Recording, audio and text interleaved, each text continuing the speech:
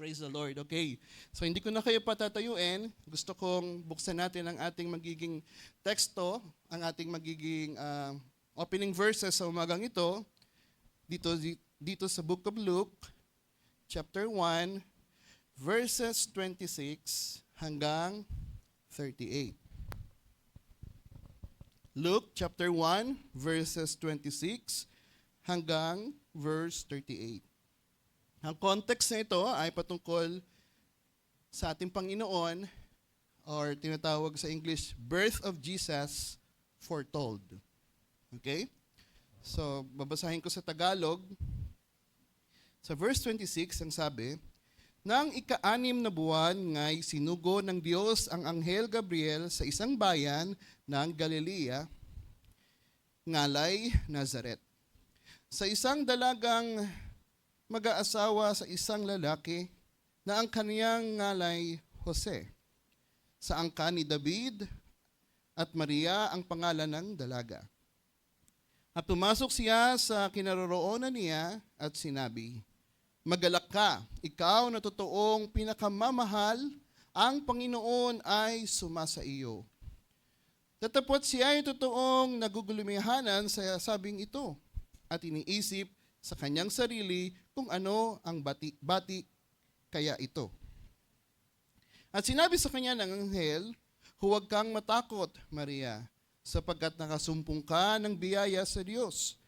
At narito, maglilihi ka sa iyong tiyan at manganganak ka ng isang lalaki at tatawagin mo ang kanyang pangalang Jesus.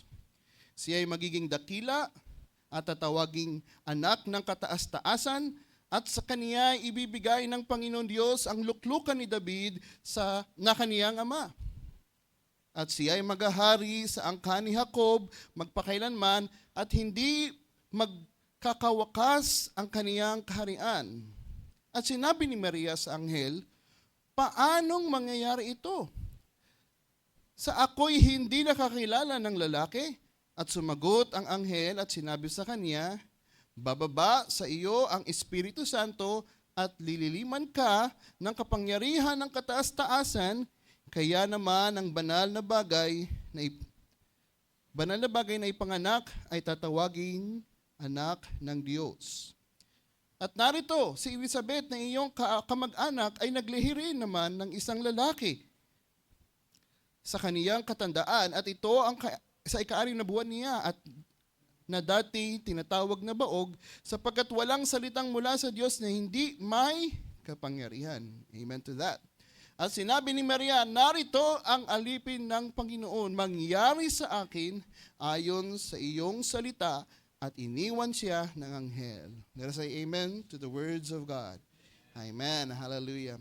Napakainam ng ating binasa, sapagkat sa English, sabi dito sa verse 38, and Mary said, behold, the handmaid of the Lord, be it unto me according to thy word. Hallelujah. Alam niyo, brothers and sisters, kung ating itong uunawaing lubos, ang kalagayan ni Maria ay wala siyang kaalaman patungkol sa propesiya na ibinigay ni Isaias patungkol sa darating na Savior, which is ang tinawag na pangalang Emmanuel. Hallelujah. Pero bagamat hindi alam ni Maria ang propesiya at in-explain ito sa kanya ng anghel, ang sinabi niya, mangyari ang iyong kalooban o ang iyong sinalita sa akin. Hallelujah. Gusto kong pamagatan ang ating pag-uusapan sa umagang ito, ang kapangyarihan ng oo sa Panginoon. Sa English, the power of yes to the Lord. Kanina, nagsasalita tayo ng tama ba? Let's say amen. Ang sasabihin natin, amen. Yes to the word of God. Hallelujah. Napakahalaga po ng oo. Ang kalagayan ni Maria ay kalagayan ng ikakasal na panibagong kasal na babae at lalaki. Sabi ng isang pare o sabi ng isang magkakasal doon sa babae, tatanggapin mo ba talaga tong lalaki na ito? Sa hirap at ginhawa, ang sasabihin ng babae, yes, pastor. O sa mga Katoliko, yes, Father, I do. Can you imagine? Nag-oo siya kahit hindi pa niya alam kung anong mag-uugali ng lalaking ito sa darating na panahon. Ang sabi doon ng isang mangangaral, siya ay nag-oo kahit hindi niya alam ang mangyayari sa kinabukasan. Sapagkat, sabi sa mga usap-usapin, makikilala mo lamang daw ang isang tao kung kayo ay magsasama sa ilalim ng isang bubungan. Alam nyo, mga brothers and sisters, mag-iingat kayo. Maraming mga great pretenders sa huling panahon na ito. Maraming mga imorphe o nag-change ng mask. Minsan, magpapakilala sa iyo kahit mananampalataya. Magpapakilala sa iyo na ganito, ganyan, at ma-observe mo siya sa panahon, ay oo, ang galing, ang bait. Sapagkat merong nagpapanggap kahit sa loob ng iglesia, brothers and sisters. Pero pag yan ay nakasama mo na sa ilalim ng bubungan at kayo na lang ay nagkasamang dalawa lamang at walang mga audience, walang nakakakitang mga kapatiran sa inyo, walang kaibigan, walang kamag-anak, walang mga magulang, walang mga kapatid, kayo na lamang dalawa, at dyan nalalabas ang tunay na kulay ng bawat isa. And that is the reason minsan ang mga babae or rather pati ang lalaki ay magtataka. Ito ba ang pinakasalan ko? Bakit hindi ko agad to nakita o hindi ko agad ito nalaman sa kanya? So, Brother Marvin. So, alam niyo kung bakit sila nag-oo? Because there's something in their heart na mas matibay na tumitibok. Nag-oo sila sa kapangitan ng ugali ni sister o kapangitan ng ugali ni lalaki. Nag-oo sila kahit sila maghihirap nakasama si brother, nakahirap nakasama si sister. Nag-oo sila kahit may sakit na hindi sila mag-iiwanan. Kahit hindi pa nila nararanasan. Pag naranasan nyo, you are in the spot, nandiyan na kayo sa realidad, na kayong dalawa na lang, ano ang iyong magiging reaction? Sasabihin mo, sana hindi na ako nag-oo noon. Oh my goodness. Pero alam nyo ba, ito ang kalagayan ni Maria. Alam ng Diyos ang kanyang puso. Alam ng Diyos ang kanyang kaisipan. He is a very limited patungkol sa mga propesiya, patungkol sa ating Panginoon as Savior na darating. Ngunit, ang sinabi niya, mangyari ang iyong sinabi para sa akin. Napakainam, brothers and sisters. Be it unto me according to your word. Pero hindi nyo maiintindihan kung wala kayo sa kalagayan ni Maria. Tama ba? Sapagkat si Maria ay dalaga. Wala pang karanasan sa ibang lalaki pero magdadalang tao. Hindi lang isang araw, kundi 9 months niyang dadalhin ito. Ganong kahirap sa mga sisters na nagdalang tao? Mahirap? Pero alam niyo ko ba, brothers and sisters, dahilan sinabi niya ang yes, haba, sa kanya, tiyan, kahit na malakas umipa ang ating Panginoon, kahit mahirap maglakad, kahit na manganganak na siya, nandun pa rin siya sa sakay na asno ba yun o kabayo papunta sa... Can you imagine ang hirap ng kanyang naranasan? Pero lahat ng iyon ay in-embrace niya dahilan siya ay nag-oo sa panahon na sinabi sa kanya ni Anghel at ito ang mangyayari. And I do believe as a Christian, hallelujah, ganyan tayo, brothers and sisters. Minsan ako'y nag-observe, bawat mga pananalita, minsan ito ay aking binulay-bulay kahit napakasimple lang. Hapon po ay nagsalita ang ating kapatid, Brother Danny. Hindi niya alam na ino-obserbahan ko mga pananalita. Ang sabi niya, nagpabautismo ako kahit na hindi ko alam. Pero dahilan sa nag-udyok at yung kanyang matibay sa kanyang puso, na yun ay ang pangungusap ng Panginoon. Ang sabi niya, yes Lord, magpapabautismo ako. At nabautismohan nga siya nang hindi pa niya lubos alam ang bautismo, ng doktrina ng bautismo. Can you imagine? Pero may mga ibang brother, sigurista, bago ako gagawa, gusto ko, nai-imagine ko na mga bagay na anong mangyayari. Kumbaga, sa kanyang kaisipan, ito'y tapos na bago niya gawin ang isang bagay. There's a difference sa mga pananalita, pero maganda naman ang pananalita ng dalawang yon. Sapagkat ang bawat isa ay dapat din alam kung totoo ang oo. Kung totoo, nagsabi nito o hindi. Kailangan suriin. Sabi nga sa Bible, test all the spirit. Kung yan ay sa Panginoon o hindi. Sapagkat ang panahon natin is deceiving na ating panahon. And that is the reason, napakahalaga din. Alam niyo po ba, likas sa Pilipino ang masunurin. Sapagkat tinuro sa atin ng ating magulang magsagot ng po at opo. Wala doon tinuro na hindi po, ayaw po, hindi po at opo. And that is the reason na inject sa ating mga puso, sa ating kaisipan, kahit na hindi natin kaya, minsan nagsasabi tayong, yes sir, opo sir. At yan ang aking naranasan. And that is the reason meron tayo pinag-uusapan. Sa trabaho po kasi, meron akong project manager, siya yung mas mataas sa akin. Sila, nagpo-propose ng mga trabaho. Well, kapag na-approve ni client, at sasabihin ni client, kaya mo bang tapusin ito ng ganitong panahon? Sasabihin lang ng aming project manager, yes, kaya namin. Can you imagine, nag-yes na. Hindi pa nakakausap ang mga designers. Hindi pa nakakausap ang mga tao. Hindi pa alam kung gaano kadami ang mga schedules. Pero ang sinabi nila, yes, kasi kailangan nila ng mga kliyente at maraming pera pumapasok. But the problem is, kulang ng mga gagawa. Kulang ng mga designers. And that is the reason dahilan sila'y nakapangako, dahilan sila'y nagbigay ng yes, at ang client ay nagagalit, kaya hinahanapan na ng output at wala pang progress, walang output, nag-file na ng damages or penalize sila sa pag hindi commit sa schedule or deadlines na ibinigay. And that is the reason, ako po yung pinakamatagal na designers doon, ako yung tinawag. Sabi niya, Philip, kailangan natin tapusin to isang araw. Ang trabaho po ay kailangan matapos yun sa loob ng isang linggo, ngunit natapos ko lamang po ng isang araw. Bakit kamo? Habang ako nagtatrabaho, naka-share screen ako, nandun siya sa audio na nagsasalita, gawin mo yan, gawin mo to, gawin mo to, gawin mo yan.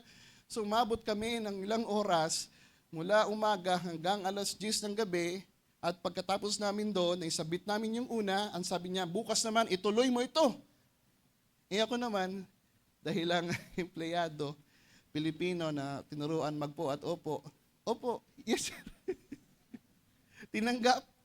At nung kahapon po ay, ang ginawa ko, after namin ng 10 p.m. nung Friday night, tinabaho ko pa rin hanggang alas 3 ng madaling araw ng Saturday, natulog at nakagising ako ng alas 8, trinabaho hanggang alas 2 ng hapon.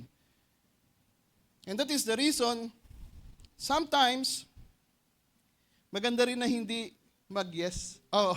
Maganda rin na hindi mag-oo. Pero, ang aking title, gaya ng aking sinabi, The Power of Yes to the Lord. So, wag niyong puro yes lang ha. So, power of yes to the Lord. So yung the rest nun, pag hindi sa Panginoon, pwede kayong mag-no. Ngayon, kung bakit natin pinag-uusapan ito dahilan sa karanasan. At ang sabi sa akin ng aking project managers, kaya naman ang ikaw ang unang tinawag ko, hindi lang sa bukod na ikaw ay matagal na nagtatrabaho, kundi dati naman ginawa mo to nagawa mo naman. So may history na po. That is the reason, kapag gumating sa mga gipitan na, ang tinatawag yung veterano. Yung matagal na. Ibig sabihin ng veterano is matanda na doon sa trabaho na paulit-ulit lang naman ginagawa. And I realized na ganun ang mga dapat mananampalataya. Dumating sa under pressure because they know what to do, hindi sila mape-pressure. matatapos pa rin nila ang labanan sa buhay nila. Yan nating may tatakil up. Pero kapag hindi ka nakadesign doon o hindi ka pasanay, sigurado, makakapagsalita ka ng hindi maganda sa boss mo or otherwise, magre-resign ka sa trabaho. I hope nakukuha niyo yung mga pananalita na yon. Uulitin ko, kung ikaw ay built to work under pressure, hallelujah, kahit anong pagsubok sa iyong buhay, malalagpasan mo yan. Sapagkat dinisenyo ka, tinanay ka, tinuruan ka, binild ka sa ganyang kalagayan. Hallelujah. Pero mabiyaya ang Diyos. Hindi niya tayo bibigyan ng pagsubok na hindi natin makakayanan. Hallelujah. That is the reason, pag binigyan ka ng pagsubok, alam mo na malalagpasan mo sapagkat tapat ang Diyos na nagsabi, hallelujah, anuman ang pagsubok na dumana sa aking buhay, malalagpasan ko o maranasan ko sa buhay, pagsubok na mararanasan ko sa buhay ay malalagpasan ko dahilan ng Diyos ang nagsabi, hindi niya ako bibigyan ng pagsubok na hindi ko makakayanan. Palakpakan nga natin ang Diyos sa buhay. Hallelujah! Praise the Lord. Hallelujah. Now, gusto ko magbigay ng introduction bilang magiging isang pundasyon natin. Ito ay akin na itakel na sa mga nakaraang panahon, ngunit gusto kong i-emphasize o parang magkaroon tayo ng introduction kung bakit natin to maibabahagi. Hallelujah. Una, pumunta tayo sa pagiging naturalesa ng Diyos o pwede natin sabihin ang kanyang tinatawag na kapangyarihan. Pwede niyong i-jot down Psalms chapter 71 verse 22. Sabi dito, you are faithful to your promises, oh my God. Hallelujah. Can you imagine? Ang Diyos nating pinaglilingkuran ay faithful sa kanyang mga pangako, sa kanyang mga gawa sa ating buhay. Babasahin ko pa ang Deuteronomy chapter 7 verse 9 sa GWT version. Ang sabi dito, keep in mind, tandaan natin to sa ating mga kaisipan at ilagay na rin natin sa ating mga puso, that the Lord your God is the only God. He is faithful God who keep His promises and He's merciful to thousands of generations and those who love Him and obey His commandments. Amen? Oh, what a God! Hallelujah na ating pinaglilingkuran sa umagang ito. Hallelujah sa ating buhay. Who keep His promises. Hallelujah. May mga pangako ba tayo sa ating Diyos na ating napakinggan? Amen. At isa sa katuparan niya ang pangako na yan. Hallelujah. Sabi dito sa Numbers chapter 23 verse 19, God is not human that He should lie, not a human being that He should change His mind. Does He speak and then not act? Does He promise and not fulfill? Oh, come on. Hallelujah. Tapat siya sa mga pangako na pinagkaloob niya sa kanyang mga pinili. Sa mga anak niya na sumampalataya sa kanya. Gagawin ng Diyos. Hindi siya tao na nagsisinungaling, o tao na nagbabago ang kaisipan. Hallelujah. And that is the reason, the very time na ating sinampalatayan na nating Diyos, hallelujah, we are secured sa kanyang makapangyarihang kamay. Hallelujah. Now, minsan pa, basahin natin ang 2 Timothy chapter 2, verse 13. Sabi dito ni Apostol Pablo, kung tayo'y hindi mga tapat, siya ay mananatiling tapat sapagkat hindi makapagkakaila sa kanyang sarili. Hallelujah. Ang pinapakita lang dito, hindi siya pwedeng hindi maging faithful. Nakatali siya sa kanyang mga salita. Hallelujah. Magbago ka man, ngunit ang Diyos ay hindi magbabago para sa iyo.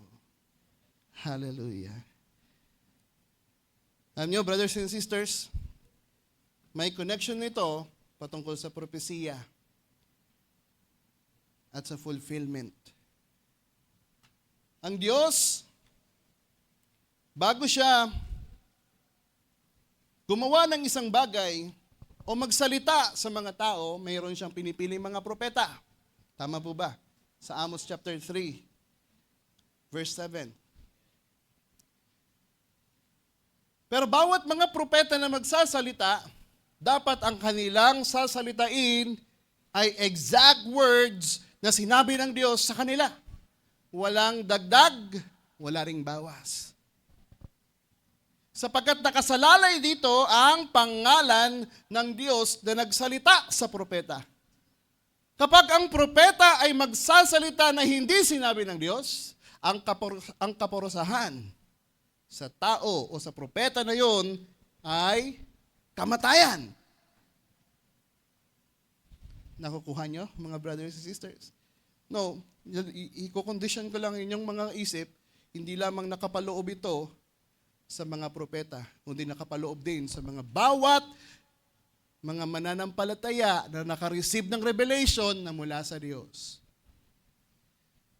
Amen? And I do believe lahat naman tayo may revelation dito. And that is the reason ang magdagdag o magbawas, kung sino mang mananampalataya na magdagdag at bawas sa mga propesiya o mga salita ng Diyos, alam natin ang kaparusahan. Aalisin siya. At siya ay mapapasa impyerno, sa Hades. Ganun katindi. Ang kalagayan ng isang tao na magkamali ay alam natin, sa Old Testament, ang sabi sa Deuteronomy chapter 18, ang mangyayari sa kanya ay siya ay mamamatay o papatayin. Basahin nga natin ng verse 20. Ngunit ang propeta na magsalita sa salita ng may pagpapalalo sa aking pangalan na hindi ko inutos sa kanyang salitain o magsalita sa pangalan ng ibang mga Diyos ay papatayin nga ang propetang yaon. Oh, ganun katindi. And that is the reason, dahilan ang Diyos ay nakatali sa kanyang mga salita, ang kanyang mga salita ay kanyang isa sa katuparan. The problem is, yung mga salita na kanyang sinabi in the Old Testament sa mga propeta ay hindi ng iba nalalaman. Katulad ni Maria. So, wala siyang knowledge patungkol sa darating na ipinangako ng Diyos na tagapagligtas sa mga Israelites na mga hari na magliligtas sa kanila. At ang pangalan na tatawagin doon ay Emmanuel. At dumating ngayon ang panahon ng fulfillment. Na hope nakukuha niyo ako. Ngayon, pumupunta na ako about sa propesiya na sinasabi ng Diyos in the Old Testament. At ngayon, sa panahon ng ating Panginoon, He is fulfilling all the scriptures na sinabi ng Diyos. Can you imagine ang Panginoon ang unang-una naging ehemplo? Sinabi ng Diyos, therefore, sasakatuparan ko, sabi ng Panginoon. Basahin nga natin sa Matthew chapter 5, verse 17. Do not think that I have come to abolish the law or the prophets. I have not come to abolish them, but to fulfill them. Alam ng Panginoon ang mga sinabi ng Diyos sa mga prophets, pero siya na parito, pinufulfill ang lahat ng iyon. Hebrews 10 verse 7, ang sabi dito, then I said, here I am, it is written about me in the scroll, I have come to do your will, O God. Hallelujah. Sa huling panahon, hallelujah, ng mga pinili ng Diyos, handa ba natin gawin ang bagay na ito? Meron ba tayong revelation na natanggap sa ating Diyos? Meron ba tayong kaalaman, paunang kaalaman na binigay ng Diyos sa bawat isa sa atin na ating gagawin? Yun ang mga question. Kung wala, para lang tayo magiging Maria. Be it unto me according to your word. Well, maganda naman yun. Pero may mas mainam. Mamaya papakita natin. Hallelujah. Again, nandito lang ako sa introduction. Now, to save time, sa John chapter 5, ito ay patungkol sa ating Panginoon. Ang ating Panginoon is a living witness patungkol sa gagampanan niya kung ano ang sinabi ng Diyos patungkol sa Kanya. John chapter 5, verse 39. Ang sabi dito, search the scriptures, for in them you think you have eternal life, and they which testify of me. Alam ng Panginoon kung ano siya sa panahon na yon. At sa verse 46, dito na lamang sa John chapter 5, verse 46, sabi niya sa mga Hudyo na nakikinig sa kanya, for had you believed Moses, you would have believed me, for he wrote of me. At ang sabi ng Panginoon sa 47, but if you believe not his writing, how shall you believe my words? Bakit hindi kayo makapaniwala sa aking mga sinasabi kung kayo ay sumasampalataya sa mga sinabi ng mga propeta ng patungkol sa hinaharap? Hallelujah. And that is the reason, ang unang ginampanan ng ating Panginoon, yung mga hindi nakaalam ng mga propesiya, mga salita ng Diyos na paunang sinabi, ang ginagawa ng Diyos ay inire-reveal dito. Hallelujah. Sa kanyang mga pinili. Hallelujah. That is the reason. Alam nyo, napakainam. Kahapon, nagtalaki kami about Godhead. Minsan, sa tagal ng pag-aaral, akala natin ay kumpleto na. Okay na ako. Pero the more na pinag-aaralan nito, the more na nakikinig sa mga lingkod ng Diyos, may mga wisdom na ibinibigay ang Diyos. Ang sabi ko, marami pa pala akong hindi alam. And that is the reason ako po ay sobrang nabibless. Sapagkat natututo na dadagdagan at ikaw ay nahuhubog. At pagdating ng panahon, kung bakit ka hinuhubog ng Panginoon, dahilan meron kang gagampanan. Hallelujah. Ang mga bawat recipient, mga bawat isa sa atin nakareceive ng mga salita ng Diyos, we are accountable sa panahon na kung saan na tayo gagamitin ng Diyos. Hallelujah. And that is the reason, sabi dito ni Jesus, sa mga disciples, forgive me, kung babasahin ko ulit itong Luke chapter 24, verse 25. Sapagkat marami sa atin, tinuturuan tayo ng Panginoon, tinuturuan tayo ng mga salita ng Diyos, ngunit hindi tayo matuto. At ang sabi dito, then Jesus said to the two men, ito yung dalawang disipulo na naglalakad papuntang Emmaus, na hindi nila na-recognize si Jesus, hindi nila na-recognize ang mga propesiya patungkol sa ating Panginoon, ano ang kanyang mararanasan, at hindi nila yon sinampalatayanan, ang sabi ng scriptures. Ang sabi dito, then Jesus said to the two men, you are foolish and slow to realize what is true. You should believe everything the prophet said. Sa kanila, in their mind, hindi sila naniniwala. Dahil alam nila, ang Savior hindi mamamatay. Pero hindi nila alam ang buong patungkol sa mga propesiya.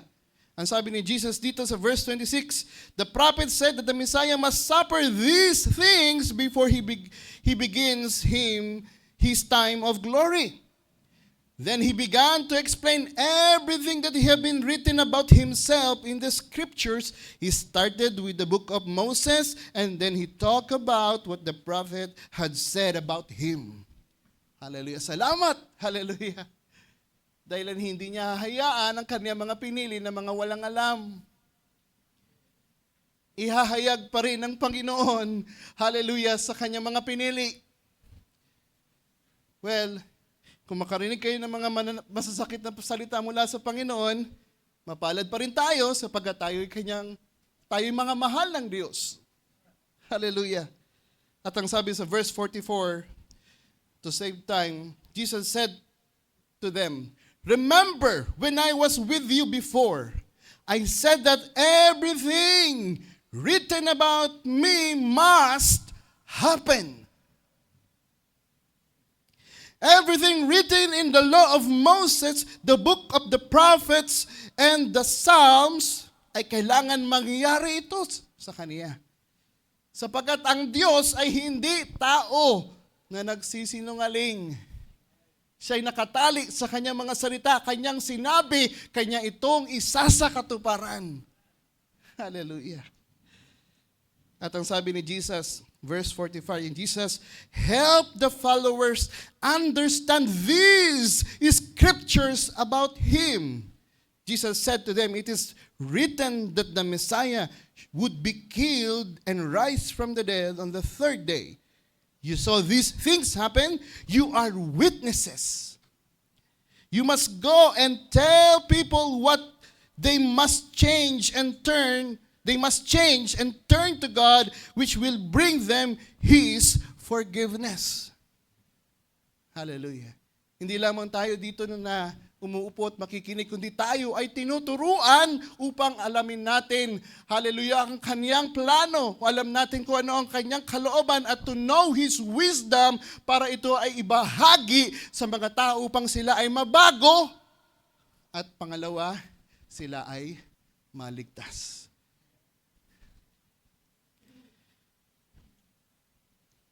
Again,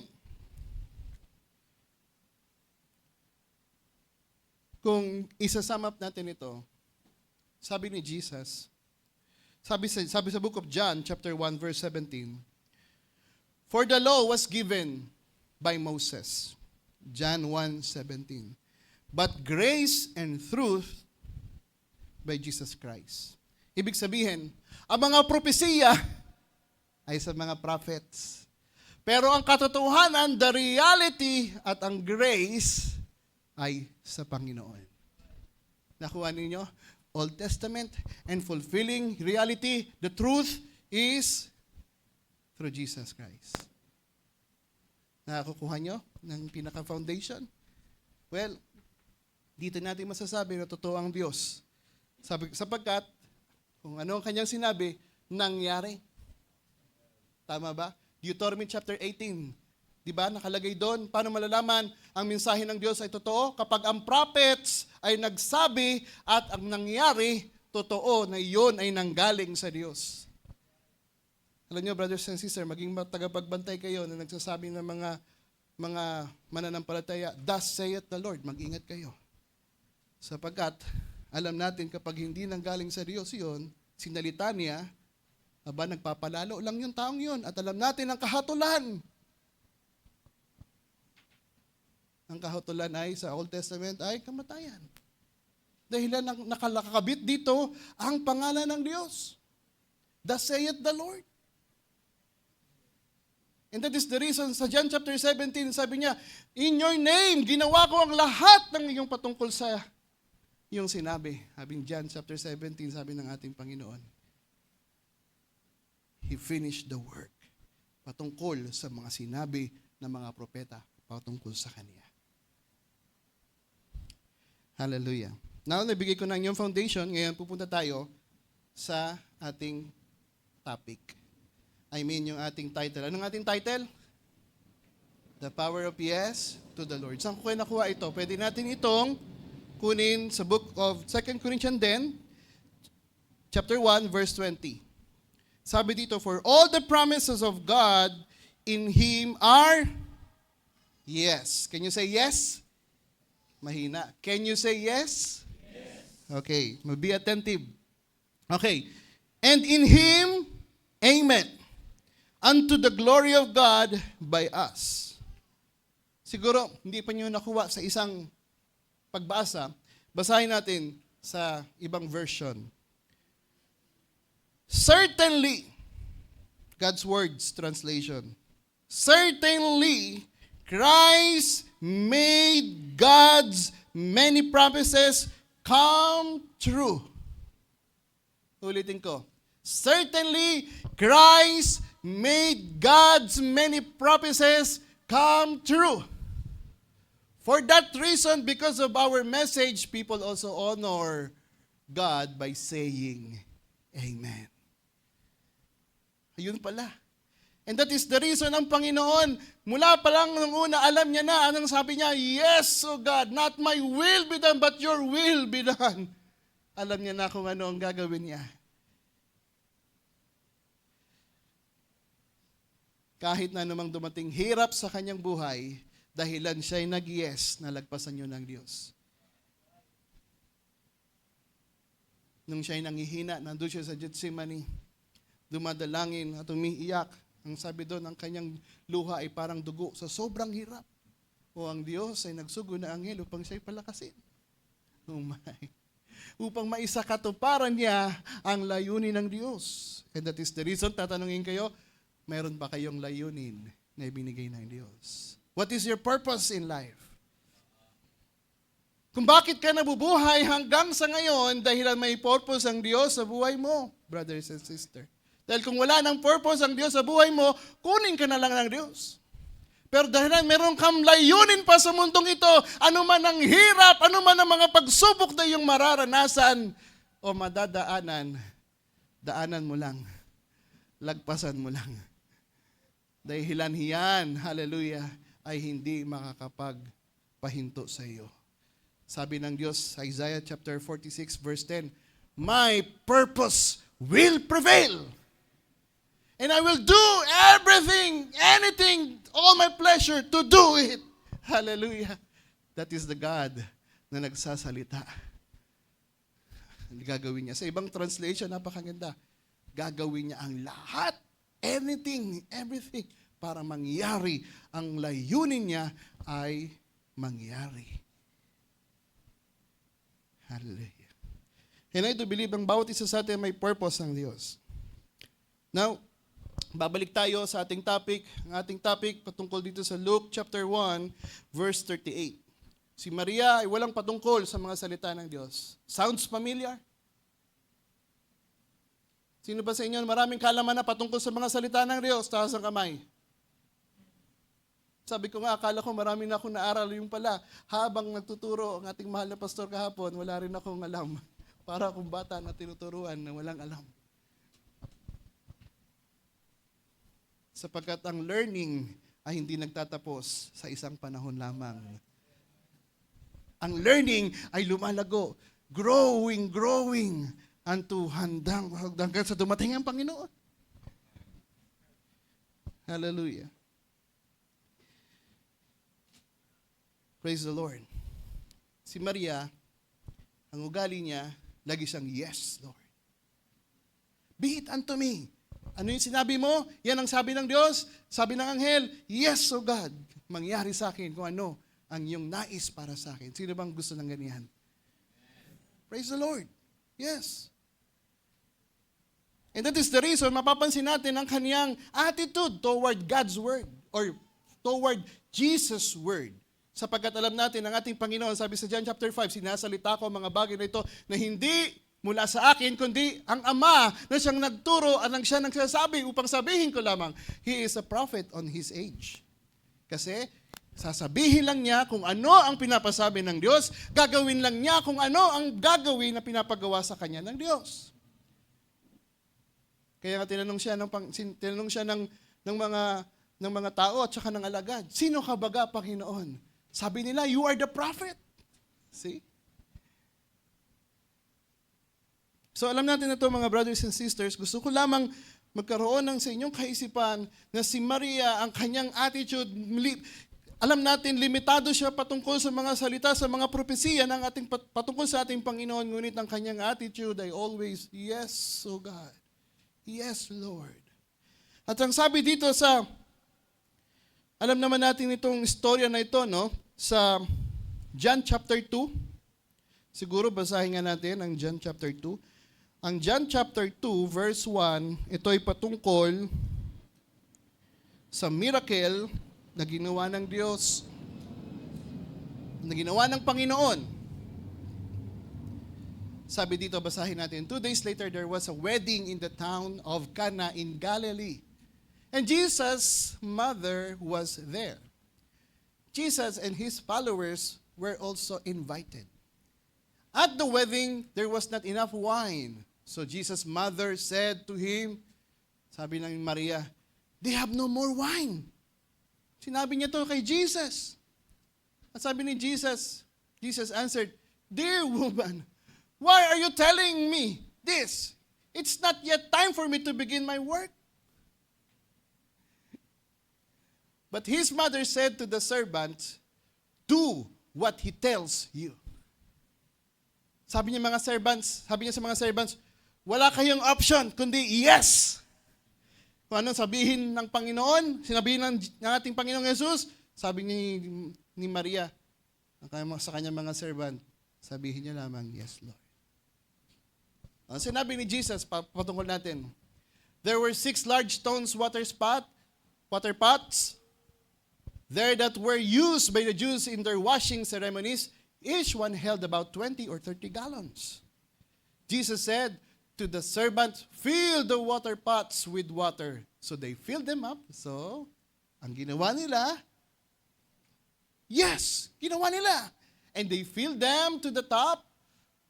And he said to them, now dip out some water and take it to the man in charge of the feast.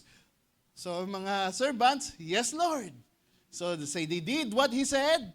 Ang sabi sa verse 9, then the man in charge tasted it, but the water had become wine. Hallelujah. He did not know where the wine had come from, but the servants who brought the water knew he called the bridegroom. Amen. The power of yes to the Lord will bring miracles to your life. Ulitin ko, baka hindi nyo nakuha. Ang inyong pagsabing oo sa Panginoon ay may kapangyarihan upang ito'y magbigay ng mga miraculous sa inyong buhay.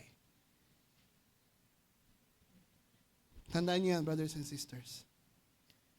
Sino ba dito nakaranas na gusto ko magpatotoo? Alam niyo ba, sa aking buhay, ako po ay sabi ko sa aking sarili noon, na napakamakasalanan.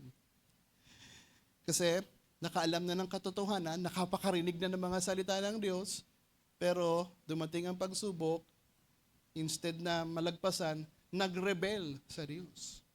I was a backslider. Rebellion. Nung ako'y nakabalik sa Panginoon, sabi ko, Lord, ano bang ibibigay ko sa iyo? Ang sabi ko sa sarili ko, lahat ng anong papagawa mo, ang aking magiging response sa iyo is, yes, Lord. Dumating sa panahon na kinakailangan na ibigay ang mga meron ako sa Panginoon. Dumating ang panahon na gipit at walang pera. Madalas ito napapakinggan sa mga mananampalataya, kahit sa ating mga lingkod ng Diyos, ang ating pastor. Wala akong pera. Dahil nagsabi ako noon, sabi niya, ibigay mo yan sa Panginoon. Sino ba dito nakakarinig ng audible voice na katulad ng ganon? Parang may tumitibok sa iyong puso na ibigay mo yan. Gawin mo yan. Si Brother Danny, nakaranas na. Ang ganda ng kanyang response, yes, Lord. Pero ikaw na meron, tapos ibibigay mo ang lahat, sasabihin mo sa sarili, yung Panginoon kaya ito, baka kaawa ito. Hayaan niya ako na walang pera. Pag uwi na walang pera kapag binigay ko ito. Ngunit ang way ng giving ngayon ay hindi para sa kanino man, kundi para sa gawain ng Panginoon. Yung pagsubok na yan, ang sabi ko, aanuhin ko pa ang buhay ko na nakabalik sa iyo. Paglilingkod ko na lang, ano man ang mangyari. Ibinigay ko, ang meron ako. Pero alam niyo ba, after ko maibigay, dumating ang mga pagpapala na masigit pa. At doon ko napatunayan, totoo ang Diyos. Kaya tuwang-tuwa ako kapag may pangungusap na ganyan sa iyong puso ng bawat isa. Nangyari ulit. Isang lingkod ng Diyos, 200 na lang yung pera ko. Pumunta sa bahay, nagsabi, kailangan ng anak niya, wala na daw siyang malapitan, kundi ako na lang. At meron ka pa dyan 200. Exact kung anong meron ako. Pero alam nyo ba, sabi ko, Lord, ito na naman. Nangyari na noon. Ang alam ko naman, kung ano yung ginawa mo noon, kaya mo rin gawin ngayon. Ibinigay ko rin. Alam nyo pa, brothers and sisters? Yung resulting, blessing ulit. Alam nyo kung magkano? Na times 10. Sabi ko, Lord, kung mas malaki to, siguro, mas malaki yung ibibigay mong times. Kung 10,000 nilagay mo, times 10, malaki na yan. Bilangin rin nyo, yung mga ring sa computation. Can you imagine? Hindi ako nagbibiro, pero alam nyo ba, naranasan ko. Pangatlong pagkakataon, nakapagtrabaho ako, medyo malaki ang sahod. Sabi sa akin ng Panginoon sa puso ko, ibigay mo ang lahat. First fruit sa Panginoon. 40,000 po yun. Alam niyo na yung sahod ko,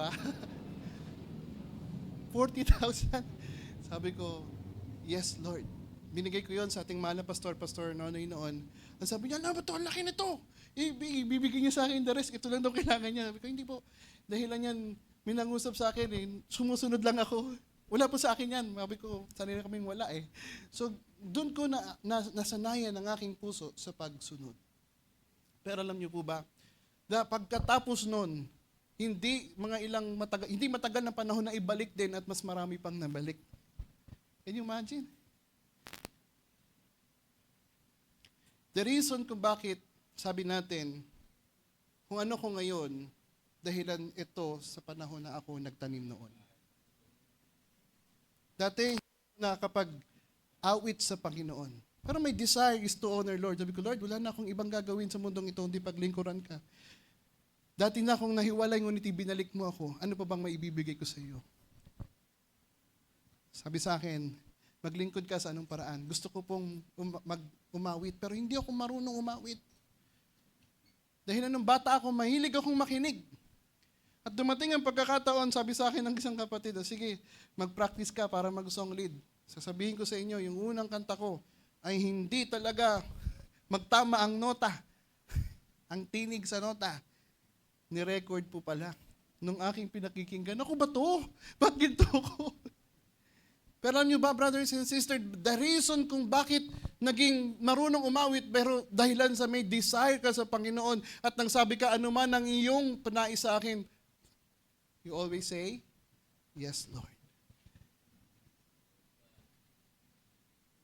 At dumating yung pagkakataon na magbigay ng salita sa mga youth. Sabi ko, Lord, anong sasalitain ko? Wala akong alam. Dumating yung pagkakataon, sabi ko, wala na bang iba? Mahirap po.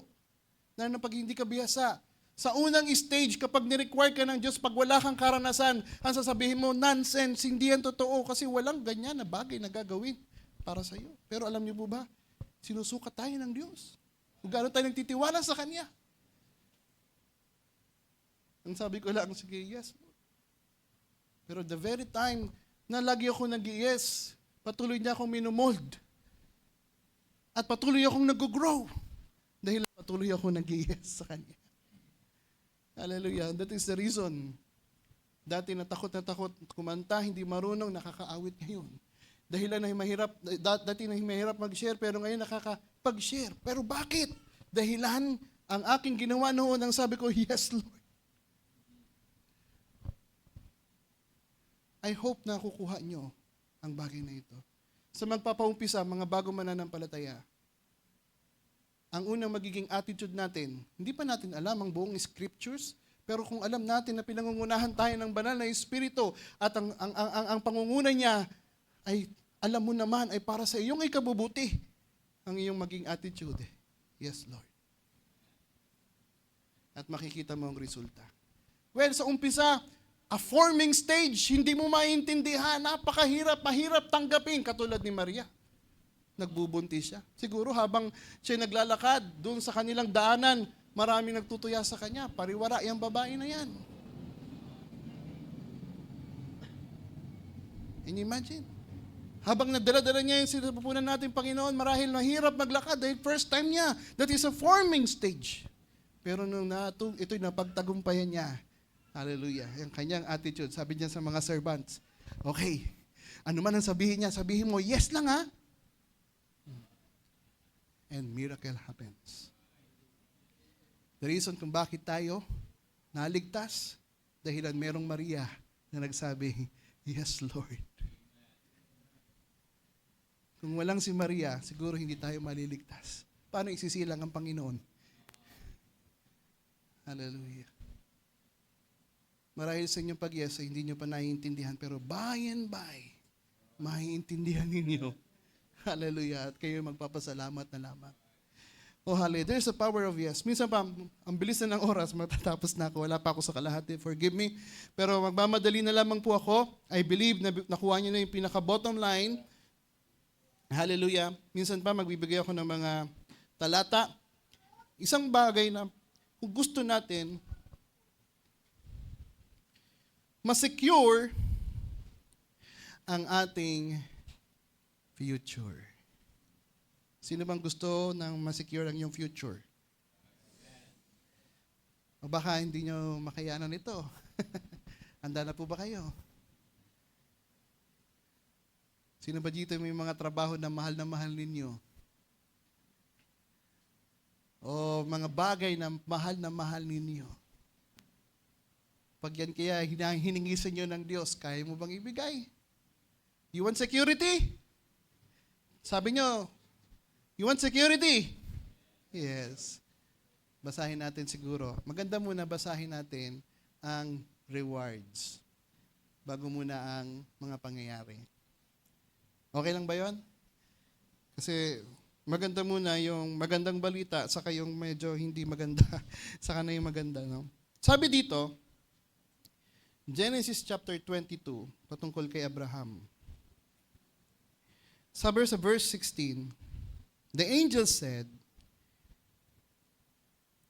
you were ready to kill your only son for me. Come on. Since you did this for me, make you this promise. I, the Lord, promise that I will surely bless you and give you as many descendants as the stars in the sky. There will be many people as a sand on the seashore, and your people will live in cities that they will take from their enemies. Every nation on the earth will be blessed through your descendants. I will do this because you obeyed me. My goodness. Ang Diyos ang nagsabi nito. Dahilan, nag-yes ka sa akin.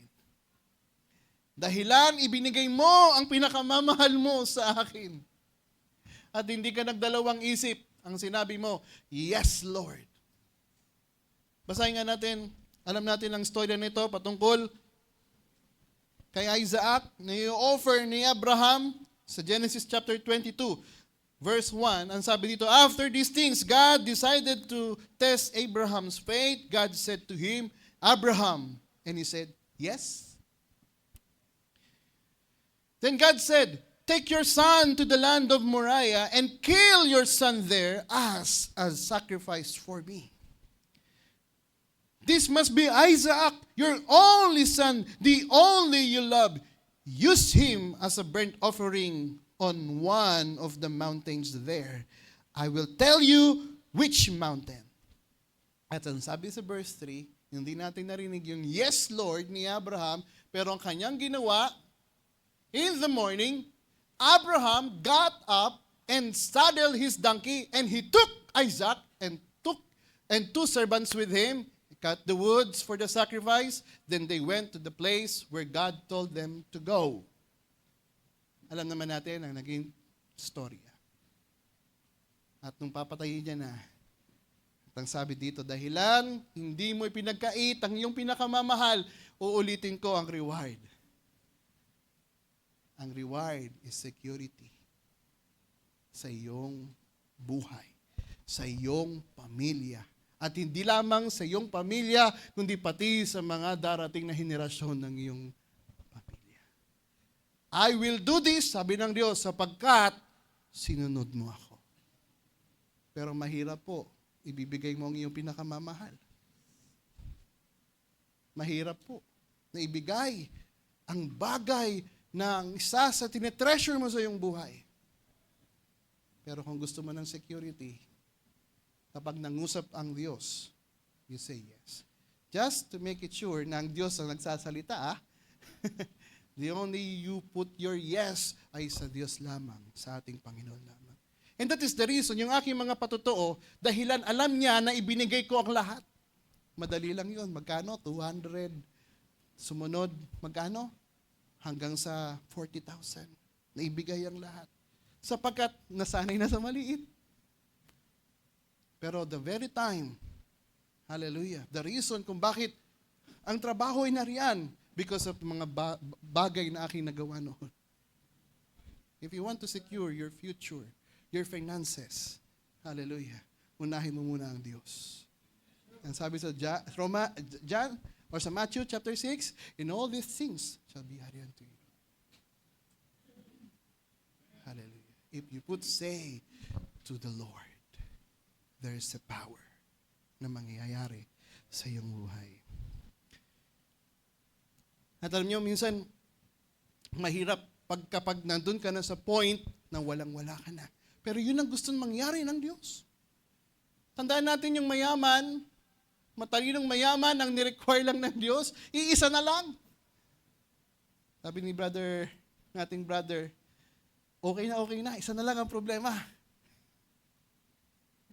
Makakabili na siya ng motor. Yung isa na yon, napakahirap pala. Kasi hindi ka makakabili kung wala ka namang pera. Yun na lang ang kulang. Alam mo, brothers and sisters, dito sa mayaman na binata, a ruler, yun na lang ang kanyang dapat gawin.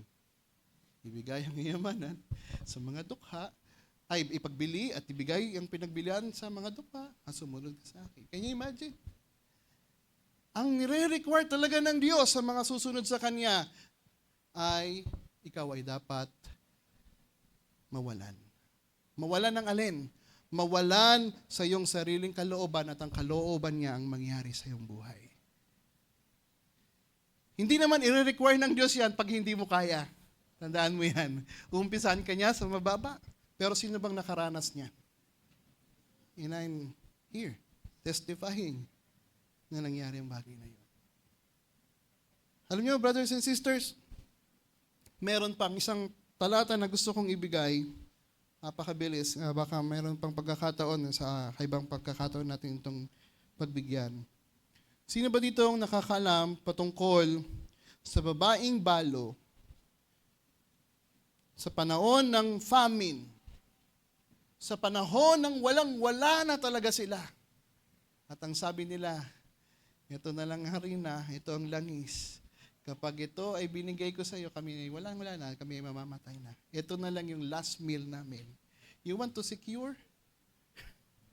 You will say yes to the servant of God.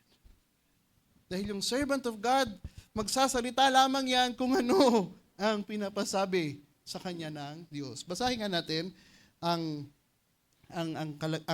istorya na yan. Hallelujah. 1 King chapter 17 verse 8. Then the Lord said to Elijah, sino nagsalita? Lord. Go to Sarepta in Sidon and stay there. There is a widow there that I commanded to take care of you. Totoo ba na kinumand ng Diyos bago mangyari ito, gawin ni Elijah? Totoo ba na kinumand ng Diyos kay doon sa babaeng widow? Di ba hindi? Hindi. Pero alam ng Diyos kung anong mangyayari. So alam nyo na nangyari. So Elijah went to Sarepta. He went to the town gate and saw a woman there gathering wood for a fire. She was a widow. Elijah said to her, would you bring me a small cup of water to drink? As she was going to get the water, Elijah said, bring me a piece of bread too, please. Oh my goodness. At ang sabi nitong babae nito, and woman answered, I promise you before the Lord your God that I have nothing but a wood of fire to cook for our last meal. My son and I will eat and then die from hunger." And Elijah said to the woman, "Don't worry. Go home, cook your food as you said, but first make a small piece of bread from the flour that you have and bring it to me. Then cook some of yourself and your son." Grabe. Ganun ang kukumpiyansa ang mga prophets sapagkat alam nila kapag ang Diyos ang nagsabi, hallelujah, mangyayari. Hallelujah. So the woman went home and did what Elijah told her to do, and Elijah, the woman, and her son had enough food for a long time. The jar of flour and the jug of oil were never empty. This happened just as the Lord said through Elijah. Habang ang tao ay namamatay na doon sa panahon ng pandemic, merong mga anak ng Diyos na pinagpapala, nag-e-enjoy ng famine. Hallelujah! Palakpakan nga ng ating Diyos. Praise the Lord! Hallelujah! Alam niyo ba, brothers and sisters, lagi ko itong itinetestimony sa panahon na akala ko, as a engineering manager ng panahon na yon, akala ko wala nang itataas pa. Sabi ko, okay na, na-meet ko na. Pero ni-require ng Diyos na kailangan mo rin mababa. Ang sabi ko, yes, Lord. To the point na nagtitinda ako ng mga itlog. From manager to the benta ng itlog. Pero I don't know why. I don't know paano ko pagpapalain ng Diyos at dumating ang online. Dumating ang trabaho na hindi ko naman in-applyan. At ito ang trabaho hanggang ngayon. Can you imagine? Sa panahon ng pandemic, nagpapagawa ng bahay. Panahon ng pandemic, nagbibigay, tumutulong. Sabi ng kapitbahay ko, anong sikreto mo? Ikaw lang ba ang anak ng Diyos at kami ay hindi? Can you imagine? Because what you sow, what's what you reap. What you say yes to the Lord, He will preserve you. At ang mga pangangailangan mo ay hindi yan mawawala. Hallelujah. Well, napakasarap po pag-usapan ng mga salita ng Diyos mag-alas 12 na brothers and sisters. Wala pa ako sa kalahati, ngunit I do believe na nai-address ko na, pero gusto kong bigyan naman ng, ito na lamang, ang dalawang kaisipan na ito. Paano kapag hindi ka nag-yes? And I said, no, Lord. What will happen kaya? Sino ang nakakaalam sa isang priest na nangangalang Zacarias? Taas ang kamay. Zacarias. Hindi niyo yun alam, edi mag-extend tayo. Pero kung alam niyo na, hindi tayo mag-extend. Okay, bigyan ko na lang kayo ng glimpse, no? Alam niyo to, yung glimpse na to, na-realize ko, he is devoted, he is a priest, he is a servant of God. Dumating ang anghel sa kanya, nagsabi, ganito ang mangyayari, magiging ganyan, at ang propesiya patungkol kay Isaiah na merong isang anak na magpe-prepare, anak mo na mula sa iyo, magpe-prepare ng daan ng Panginoon na si John. At ang sabi niya, sa tanda ko na ito, magkakaroon pa ba ako ng anak? So, in short, he said, no, Lord. Sapagkat alam ng Diyos ang puso ng tao. Si Maria nagsabi, paano rin ito mangyayari sa akin? Wala akong kasamang lalaki. Pero alam ng Diyos ang puso ni Maria at alam ng Diyos ang puso ni Zacarias. Sa Book of Luke din yan, chapter 1 din, alam niyo na nangyari kay Zacarias? Okay, kung ayaw mo maniwala, mangyayari pa rin ang sa katuparan kong pangako, ngunit ikaw ay mapipipi. Oh my goodness. Hanggat hindi nangyayari ang bagay ng reality na sinasabi ko sa iyo ngayon, hindi ka makakapagsalita. Oh my God. That's the consequences if you say no to the Lord. Pero the very time na sinilang na si John, at 8 days na kailangan siyang tuliin, pero kailangan mo ng pangalanan. Sabi nila, gusto nating ipangalan after my name, after his father's name. Sabi ni Elizabeth, no, hindi. At sinabi ni John, nagsulat sa table, ang pangalan, Zacarias, ang pangalan ay John. The very time, pagkatapos niyang gawin yon, bumuka ang kanyang labi at nagpuri sa Diyos. Hallelujah. Zechariah talked again and he began praising God. Oh my goodness. Biruin mo, hindi niya alam ang prophecy patungkol kay John the Baptist, pero isinaysay sa kanya to na anghel. Pero hindi siya nagsabing yes, Lord. Kundi sinabi niya, no, Lord. Ang nangyari sa kanya, naging pipi. Huwag naman sana tayo maging pipi, kaya hindi tayo nakakapagbahagi ng salita ng Diyos, no? Baka nagno tayo. Alam niyo, natutunan ko kay Pastor Nonoy. Noong time na kami na nandun, sabi, sige, sino ba gusto maglingkod sa Diyos? Sino gustong mag-song leader? Ganito. Ako, attitude ko na noon, lagi ko, yes, Lord. Yes, Pastor. Yes, ako. Pero yung mga nagno, hindi niya na binigyan ng pagkakataon. Hindi na siya nakapag-song lead sa matagal na panahon. Sapagkat nagno siya sa panahon na yun. Sapagkat maraming kinoconsider ang tao. Trabaho, pamilya. Pero ang kailangan lang is devoted. Now, pupunta ako sa devoted. Sino ba ang nakakilala dito kay Simeon? Si Simeon is devoted to God. Hallelujah. Alam niyo ba si Simeon? Book of Luke din. Luke chapter 2. Hallelujah. Si Simeon, alam niya ang propesiya patungkol sa Messiah na darating. Ano ang attitude ni Simeon? Sapagkat siya may alam sa propesiya, ang attitude niya ay maghintay. Dahilan ng attitude niya ay nandun. This is anticipation. Alam niya ang propesiya, and that is the reason hindi siya nagbabaka sakali, kundi siya ay naghihintay. Alam niyo ang word na anticipation?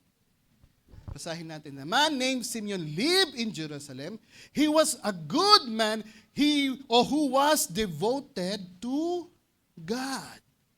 He was waiting for the time when the God would come to help Israel. Ito yung Isaiah chapter 9 verse 6. May special child, mayroong isisilang na isang counselor, Prince of Peace. Alam natin yan.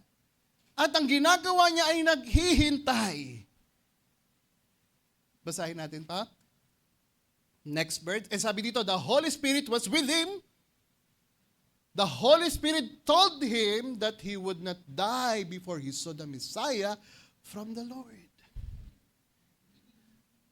And the Spirit led Simeon to the temple. So he was there when Mary and Joseph brought the baby Jesus to do what Jewish law said they must do.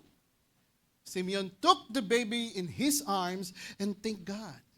At ang sabi niya, now, Lord, you can let me, your servant, die in peace, as you said. I have seen with my own eyes how you will save your people. Now all people can see your plan. Last verse, he is a light to show your way to the other nations, and he will bring honor to your people, Israel. He knew the purpose. He knew the prophecy. He knew the words of God na sinabi sa mga propeta noon at kanya tong sinasampalatayanan at siya ay naghihintay. Oh, they are that wait to the Lord shall renew your strength. Sino ba dong pinaghayagaan sa bawat isa inyo? Hallelujah, na ako'y babalik. Ang naghihintay ay naghahandayan. Sapagkat pinangakuan siya. Pero kung hindi kayo naniniwala, ay hindi kayo magpe-prepare. Hindi kayo maghihintay. But Simeon, he knew the revelation. He knew the word of God. Thus, his attitude ay naghihintay. The Holy Spirit is with him, and this Holy Spirit led him. Hallelujah. Although, alam naman natin, siya ay namatay. Pero, can you imagine? Nalaman niya kung kailan siya mamamatay. Sapagkat, sinabi sa kanya kung kailan. Well, alam natin, there is a secret na malalaman ng mga bride sa huling panahon na ito bago dumating ang Panginoon. Hindi niya ito sasabihin kanino man. Ito ay sasabihin ng banal na Espiritu sa bawat isa na mayroong revelasyon ng Panginoon ay darating. If you want to know that, the first action you must do to your life, yes, Lord. Kung bakit ang mga miracles mangyayari sa iyong buhay, because you will say, yes, Lord. Kung bakit masisecure ang iyong buhay at hindi ka mamamalimos, sapagkat you say, yes, Lord. Here, servant. Whatever you want me to do, I will do. Tayo tumayo sa tanghaling ito. Let's sing a song from the bottom of our heart. Lord, we want to honor you. We want to give you highest praise in our life. We want to give you thanks, Lord.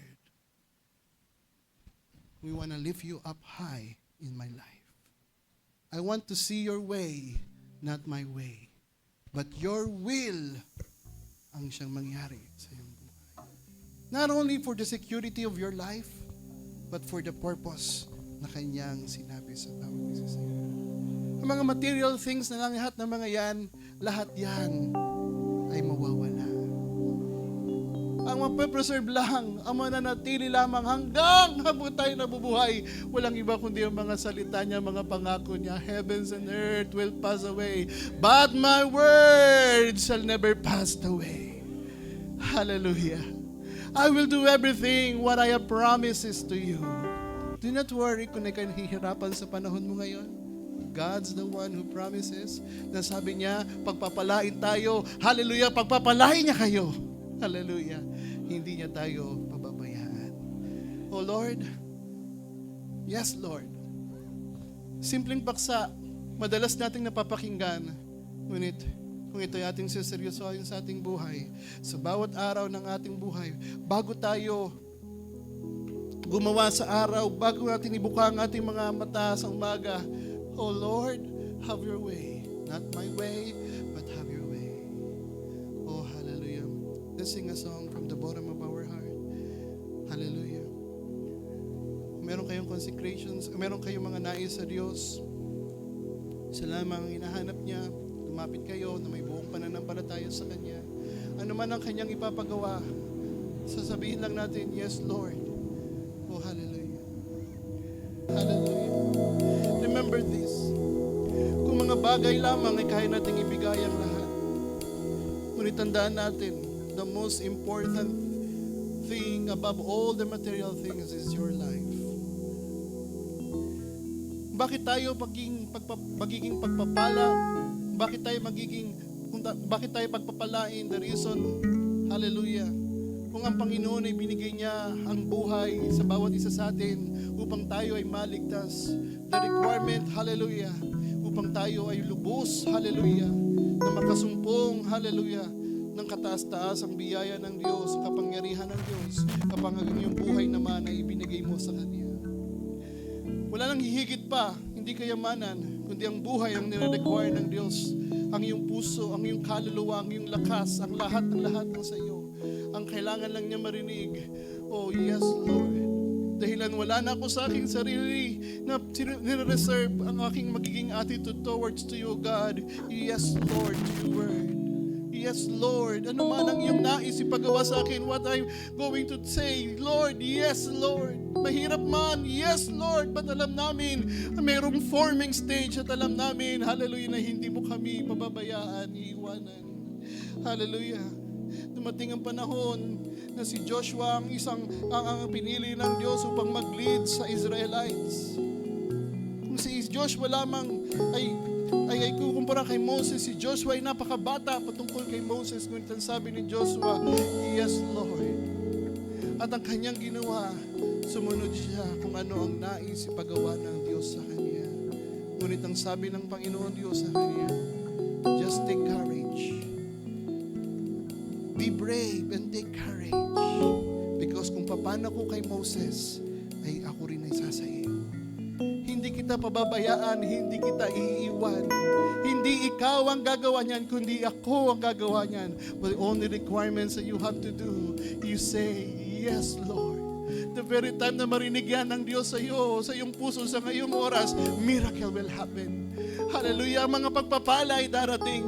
Ano man ang iyong dinidesire, hallelujah, ipagkakaloob niya. Di ba ang sabi sa kanya mga salita, delight yourself to the Lord and He will give the desire of your heart.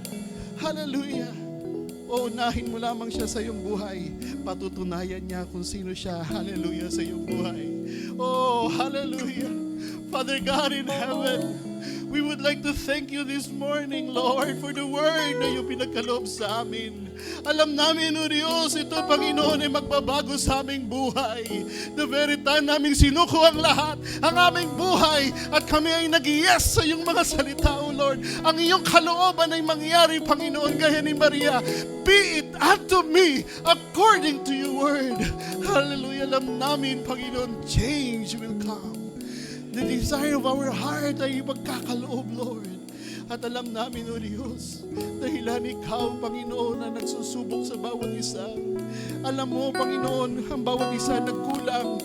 Ngunit, Lord, sa umagang ito naming nalaman na ang iyong nais. Lord, ano pa ba aming sasabihin? Wala na kaming may dadahilan pa. If you will require me, if you will require us to do your will, what we're going to say, yes, Lord, then, hallelujah, alam namin, in the forming stage, hallelujah, ito mahirap, ngunit alam namin ang iyong gawa, hallelujah, hindi malilimitahan. Miracles will happen, hallelujah.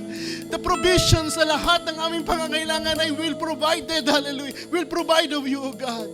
Oh, hallelujah, ano pa ba ang aming Panginoon, Lord, aasahan sa mundong ito? Ang mundong ito ay pabulok ng pabulok na. Lord, ang aming Panginoon, ang naming nais sa iyo, Panginoon, makapiling ka, hallelujah. Oh, hallelujah, Lord, we thank you for this, hallelujah, mga salita na napakasimple, Panginoon. Madalas namin, Panginoon, napapakinggan ang mga ito. Ngunit, Lord, hallelujah, nakita namin, Panginoon, ang iyong biyaya. Nakita namin kami, ito mang Ginoon, nagkulang noon. Ngunit narito ka, Panginoon, na naghahayag sa amin ng iyong mga salita. Pinapatunayan mo kung sino ka. And all the promises, hallelujah, of God, ay yes, hallelujah, and amen, and amen. We thank you, Father God. We thank you, Lord Jesus. Yes, Lord, hallelujah. Lord, bless mo, Panginoon, ng mga bawat isa, Panginoon. Ikaw ang nakakabatid ng mga bawat puso ng bawat isa. Alam mo, ang mga nagawa namin, ang mga desisyon namin nagawa.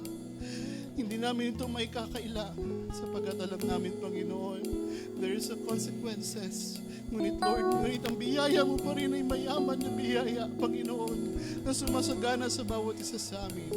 Hindi mo kami pinagkukulang, Panginoon, ng iyong mga salita. Pinupuri ka namin, pinapasalamatan ka namin. Ibinabalik namin sa iyo ang mataas sa pagdakila at pasasalamat. Lord, hallelujah. Ikaw na po ang magpala sa bawat isa sa amin. Merong limitasyon ng tao, Lord, ikaw malaya pang mag-expound ng mga pananalitang ito. At alam namin, Lord, hallelujah, ikaw, Panginoon, ang siyang mahululuwalhati sa bagay na iyong gagawin sa amin. We bring back all glory to your name. We give you the highest praise. In the mighty name of our Lord Jesus Christ, we pray. We thank you, Father.